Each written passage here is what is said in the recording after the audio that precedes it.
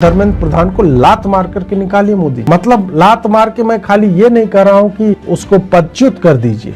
ஆணிகள் பொருத்திய பூட்ஸ் காலால் இந்தியாவின் கல்வித்துறை அமைச்சர் திரு தர்மேந்திர பிரதான் அவர்களுடைய பின்புறத்தை எட்டி மிதிக்க வேண்டும் அப்படின்னு ஒருத்தர் பேசியிருக்கார். இப்படி பேசினால் அவரை என்ன செய்ய வேண்டும் அப்படின்றது சட்டம் அறிந்தவர்கள் அனைவரும் அறிவார்கள். உடனடியாக கண்டிப்பாக அவர் மேல காவல்துறையில புகார் கொடுக்க வேண்டும்.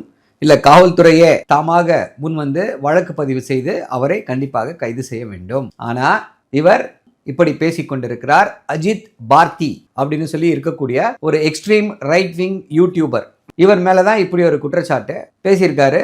இன்னும் பேசிக்கொண்டே இருக்கிறார். சமூக வலைத்தளங்கள் முழுக்க இது ஒரு பெரிய பேசு பொருளாக மாறுகிறது. இதை விட சுவாரஸ்யமான விஷயம் என்ன அப்படின்னா, அவர் ஏன் அப்படி பேசினார்?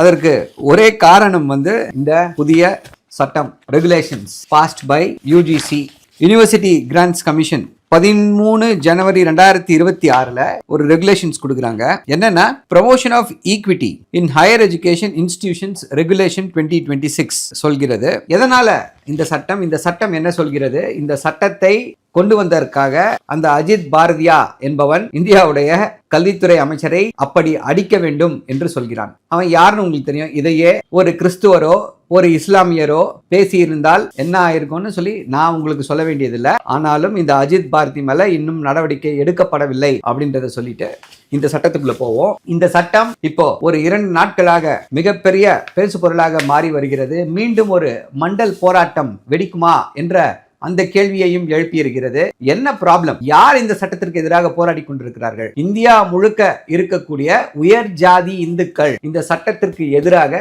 போர்க்குரல் எழுப்பி கொண்டு வருகிறார்கள். ஏன் வருது அப்படின்னா, எஸ்சி எஸ்டி ஓபிசிஸ் இவங்களை டிஸ்கிரிமினேட் பண்ணாதீங்க அப்படின்னு சொல்லுது இந்த சட்டம். பண்ணக்கூடாது என்று சொல்கிறது இந்த சட்டம். பண்ணக்கூடாதுன்னு எப்படி சொல்ல முடியும் என்று போராடி கொண்டிருக்கிறார்கள்.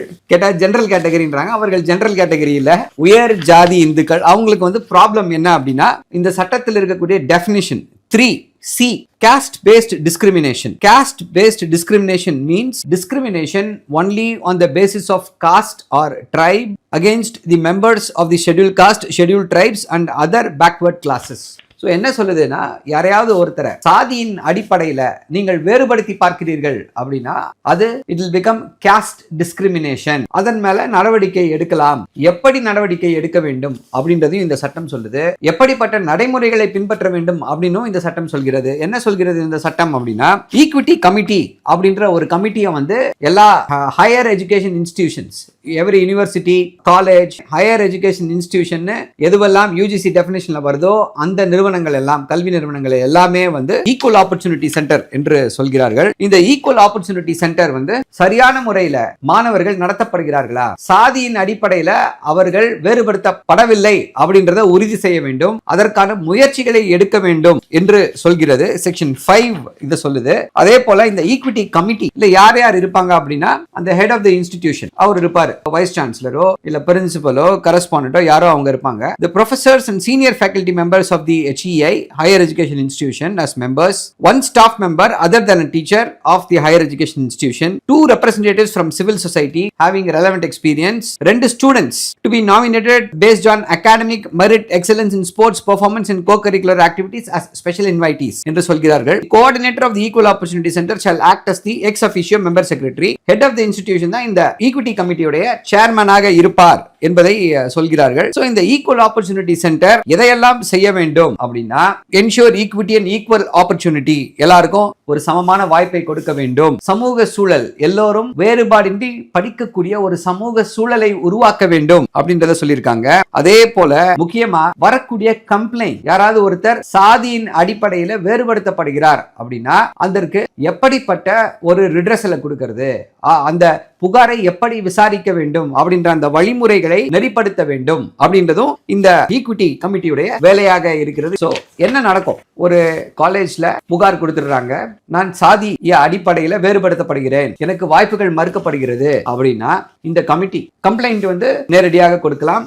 ஈக்விட்டி ஹெல்ப் லைன் கிரியேட் பண்ணணும், போன் நம்பர்ஸ், சோ அனானிமஸாவும் அந்த கம்ப்ளைண்ட்டை கொடுக்கலாம். சோ இப்படி வரக்கூடிய கம்ப்ளைண்ட்டை ரிசீவ் பண்ண 24 மணி நேரத்துல இந்த ஈக்விட்டி கமிட்டி கூட்டப்பட வேண்டும். இந்த ஈக்விட்டி கமிட்டி கூட்டப்பட்டு அதுல எல்லாருக்கும் வாய்ப்புகள் கொடுக்கப்பட்டு யார் குற்றம் சுமத்தப்பட்டிருக்கிறாரோ அவரை விசாரிக்க வேண்டும். யார் குற்றம் சொல்லியிருக்கிறாரோ அவருடைய ஐடென்டிட்டியை வந்து சேஃபா வச்சுக்கணும், வெளியில சொல்லக்கூடாது.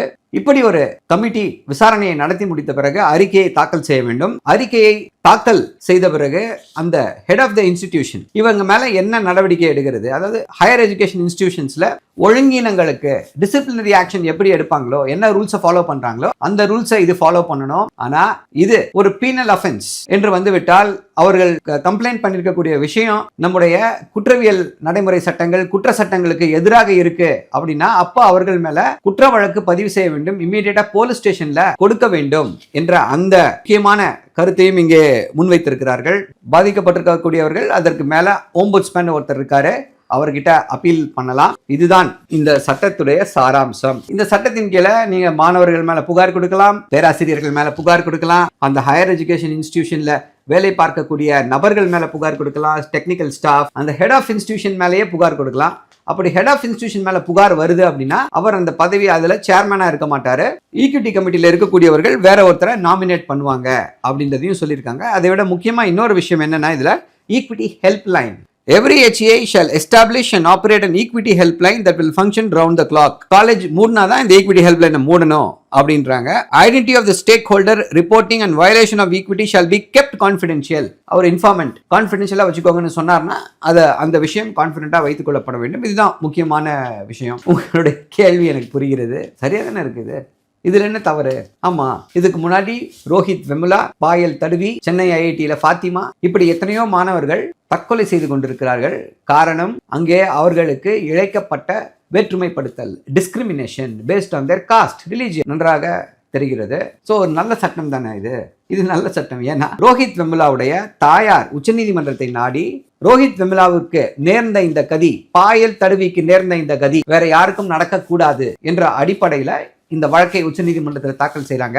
அந்த வழக்கை விசாரித்த உச்சநீதிமன்றம் ஒன்றிய அரசுக்கு உத்தரவிடுகிறது, யூஜிசிக்கு உத்தரவிடுகிறது, please come up with draft rules regulations implement பண்ணுங்கன்றாங்க. அந்த அடிப்படையில் கொண்டு வரப்பட்ட சட்டம். ஆனா அதற்கு உயர் ஜாதி இந்துக்கள் எல்லாம் சேர்ந்து ஷூ காலால், ஆணியில் அடித்த ஷூ காலால் தர்மேந்திர பிரதானுடைய பின்புறத்தில் எட்டி மிதிக்க வேண்டும் என்று பேசிக் கொண்டிருக்கிறார்கள். போராட்டங்கள் ஆரம்பித்து விட்டது. மீண்டும் ஒரு மண்டல் கமிஷன், பலர் தீக்குளித்தனர், போராட்டங்கள் வெடித்தது.